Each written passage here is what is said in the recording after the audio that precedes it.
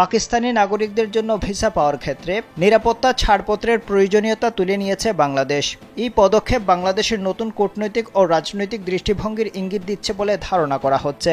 2019 সালে বাংলাদেশ পাকিস্তান সম্পর্কের টানাপোড়েন এবং নিরাপত্তা উদ্বেগের প্রেক্ষিতে এই সিকিউরিটি ক্লিয়ারেন্স প্রয়োজনীয় করা হয়েছিল।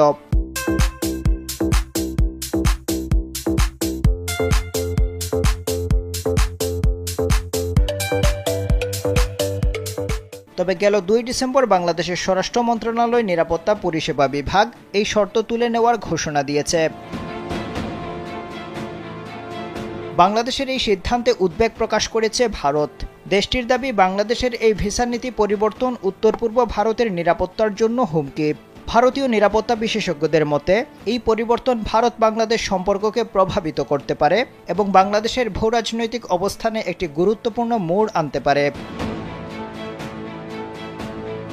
বিশ্লেষকরা বলছেন, বাংলাদেশ এখন ভারতের প্রতিপক্ষ পাকিস্তানের সঙ্গে সম্পর্ক স্বাভাবিক করার মাধ্যমে জানান দিচ্ছে যে তারা দক্ষিণ এশিয়ার রাজনীতিকে আর ভারতকেন্দ্রিক দৃষ্টিকোণ থেকে দেখতে চায় না।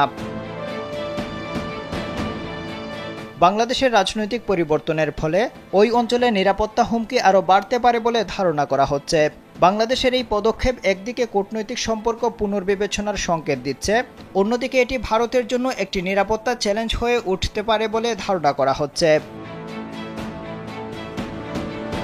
আফজাল হুসাইন, কালবেলা।